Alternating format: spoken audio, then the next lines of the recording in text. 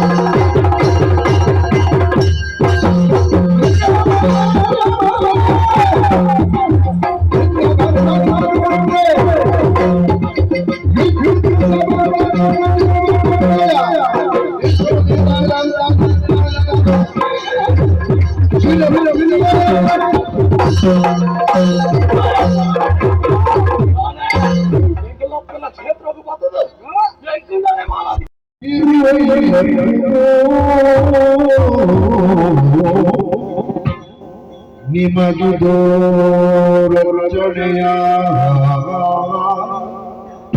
ಬುದ್ಧಿನ ತಾನ ಎಡಬಲದಿ ನೀಡುವೆ ಬುದ್ಧು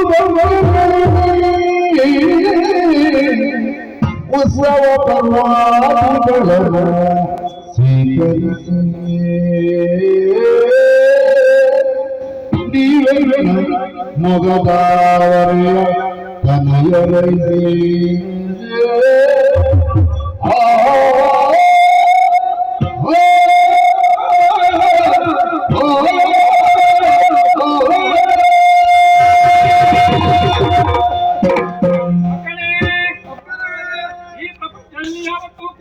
ಶಕ್ತಿಗಳು ಏಕೀಭವನಗೊಂಡಾಗ ಲೋಕದಲ್ಲಿ ಎಲ್ಲರ ಸಂಭ್ರಮವೇ ಉಂಟಾಗುತ್ತದೆ. ಅಂತಹ ಮಹತ್ತರವಾದಂತಹ ಶಕ್ತಿಗಳು ನೀವಿಲ್ಲಿ ಹೋರಾಟವನ್ನು ಮಾಡಿದೆ ಅಂತ ಆದ್ರೆ ದರೆಯು ಅಥವಾ ಧರ್ಮವು ಸುಮ್ಮನುಳಿಯುವುದೇ ಹೇಳಿ? ಹಾಗಾಗಿ ನೀವು 3 ಮಂದಿ ನನ್ನ 3 ಕಣ್ಣುಗಳ ಉಪಾಧಿಯಲ್ಲಿದ್ದೀರಿ. ನನ್ನ ಮೊಗದಾವರೆಯಲ್ಲಿ 3 ಕಣ್ಣುಗಳು ಯಾವ ರೀತಿ ರಾರಾಜಿಸುತ್ತವೆಯೋ ಅದೇ ರೀತಿ ನೀವು ಕೂಡ ರಾರಾಜಿಸುವವರು.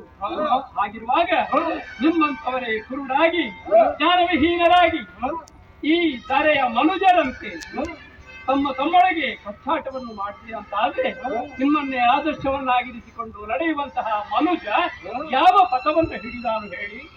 ಆದ್ದರಿಂದ ಮಕ್ಕಳಾದಂತಹ ನಿಮಗೆ ಜ್ಞಾನದ ಶಕ್ತಿಯನ್ನು ನೀಡಿದ್ದೇನೆ. ಅದು ಸ್ವಪ್ನರೂಪದಲ್ಲಿ ವರ್ತಮಾನ ಕಾಲದಲ್ಲಿ ನನ್ನನ್ನು ಭಕ್ತಿಯಿಂದ ಪೂಜಿಸುತ್ತಿರುವಂತಹ ನಾರಾಯಣ ವಿಠಲರಿಗೆ ಸ್ವಪ್ನದಲ್ಲಿ ಕಾಣಿಸಿಕೊಳ್ಳುತ್ತಾ ಇದ್ದೇನೆ. ಅಷ್ಟು ಮಾತ್ರವೇ ಅಲ್ಲ, ದೊರೆಯಾದಂತಹ ಚೌಟ್ಯಾರಸರಿಗೆ ಸ್ವಪ್ನದಲ್ಲಿ ನಾನು ಕಾಣಿಸಿಕೊಳ್ತಾ ಇದ್ದೇನೆ. ಆ ಮೂಲಕವಾಗಿ ಇಲ್ಲಿ ನಡೆಯುವಂತಹ ಮುಂದಿನ ಕಾರ್ಯಭಾರಗಳೆಲ್ಲರನ್ನು ಕೂಡ ಅವರಿಗೆ ಹೊಣೆಗಾರಿಕೆಯನ್ನು ಹೊರಿಸುತ್ತಾ ಇದ್ದೇನೆ. ಅದು ಈ ದೇವರ ಗುಡ್ಡದಲ್ಲಿ ನೆಲೆಸಿದಂತಹ ನಾನು ಕೆಳಗಿರುವಂತಹ ಬಯಲು ಪ್ರದೇಶದಲ್ಲಿ ನೆಲೆಸಬೇಕು. ಒಮ್ಮೆ ಉದ್ಭವಗೊಂಡು ಬಂದಂತಹ ನಾನು ಎರಡನೇ ಬಾರಿಗೆ ಬಯಲಿನಲ್ಲಿ ಕಾಣಿಸಿಕೊಳ್ಳಬೇಕು.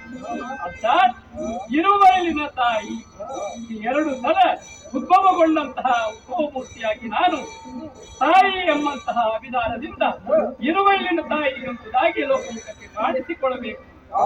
ಅಂತಹ ದೇವಾಲಯ ಒಂದು ಸಂಕಲ್ಪದಿಂದ ಸಾಧ್ಯವಾಗುತ್ತದೆ.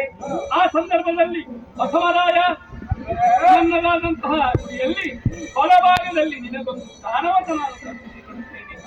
ಮಾಡ್ಲಾಗಿ ಮಗಳೇ ಆದಿಯಲ್ಲಿ ನಿನಗೆ ಕೊಟ್ಟಂತಹ ಮಾತಿನ ಹಾಗೆ ನನ್ನ ಗುಡಿಯ ಹಿಂಭಾಗದಲ್ಲಿ ನಿನಗೊಂದು ನೆಲೆಯನ್ನು ಕಲ್ಪಿಸಿಕೊಂಡಿದ್ದೇನೆ. ಹೌದು, ಖಂಡಿತ ಇದೆ. ವರ್ಷಕ್ಕೊಂದು ಬಾರಿ ದೇವೋತ್ಸವ ಆದಂತಹ ಸಂದರ್ಭದಲ್ಲಿ ನನ್ನ ಭೇಟಿಯಾಗುವುದಕ್ಕಾಗಿ ನೀರು ಬರಬೇಕು. ಮುಹೂರ್ತ ಕಾಲದಲ್ಲಿ ನಾನು ನೀನು ಪರಸ್ಪರ ಮುಖವಾಗಿ ಭೇಟಿಯಾಗಿ ಲೋಕ ಕಲ್ಯಾಣ ಲೋಕ ಕ್ಷೇಮದ ಬಗ್ಗೆ ಆಲೋಚಿಸಬೇಕು, ಮಾತಾಡಬೇಕು. ಅದೊಂದು ಅವಕಾಶವನ್ನು ನಿಮಗೆ ಕೊಡ್ತಾ ಇದೆ. ನಿಮ್ಮಿಬ್ಬರಿಗೆ ಈ ರೀತಿಯಾಗಿ ಕರುಣಾದೃಷ್ಟಿಯನ್ನು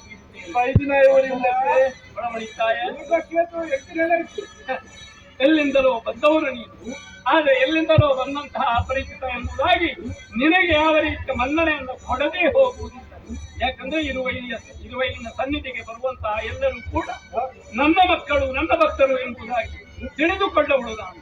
ಆದ್ದರಿಂದ ತಾಯ ಸಾನ್ನಿಧ್ಯದಲ್ಲಿ ಸೇವೆಗೆ ಅವಕಾಶ ಬೇಕು ಎಂಬುದಾಗಿ ಬಂದಂತಹ ನಿನ್ನನ್ನು ನಿರಾಶೆಪಡಿಸುವುದಿಲ್ಲ. ಅದು ಈ ಇರುವೈಲಿಗೆ ಸೇರಿದಂತೆ 16 ಗುತ್ತುಬಾರಿಕೆಯ ಮನೆಗಳಿವೆ. ಅಲ್ಲಿ ಪ್ರಥಮ ದೈವವಾಗಿ ನೀನು ಹಾಗೂ ಪ್ರಥಮರಾಯ ಅಲ್ಲಿ ಪ್ರಥಮ ಸೇವೆಯನ್ನು ಪಡೆದುಕೊಳ್ಳುತ್ತಾ ಕಾಣಿಸಿಕೊಳ್ಳಬೇಕು. ನಿನ್ನದಾದಂತಹ ಇರವು ಅಲ್ಲಿ ಲೋಕಕ್ಕೆ ಕಾಣಿಸಿಕೊಳ್ಳಬೇಕು.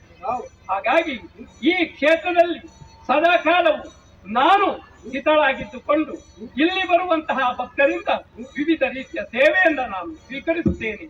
ಅಷ್ಟು ಮಾತ್ರವೇ ಅಲ್ಲ, ಈ ಸಂದರ್ಭದಲ್ಲಿ ನಿಮಗೊಂದು ಕಿವಿಮಾತನ್ನು ಹೇಳುತ್ತಾ ಇದ್ದೇನೆ. ಮುಂದೆ ಈ ರೀತಿಯ ಕ್ಲೇಶ ಮಾರ್ಗಗಳನ್ನು ಬಿಟ್ಟು ಒಗ್ಗಟ್ಟಿನಿಂದ ನನ್ನ ಸೇವೆಯನ್ನು ಮಾಡುತ್ತಾ ನನ್ನ ಸಾನ್ನಿಧ್ಯದಲ್ಲಿ ಭಕ್ತ ಪ್ರದಾಯಕರಾಗಿ ನೀವೂ ನೆಲೆಯಾಗಬೇಕು. ಆ ಮೂಲಕವಾಗಿ ಲೋಕಕ್ಕೆ ಒಂದು ಒಳ್ಳೆಯ ಸಂದೇಶ ಕೊಡುವಂತಹ ದೈವಗಳಾಗಿ ಎದ್ದು ನಿಲ್ಲಿ, ಸಾಕ್ಷಾತ್ಕಾರಗೊಳ್ಳಿ ಈ ಲೋಕಕ್ಕೆ ನಮ್ಮದಾದಂತಹ ಶಕ್ತಿ ಏನೆಂಬುದನ್ನು ತೋರಿಸಿಕೊಡೋಣ.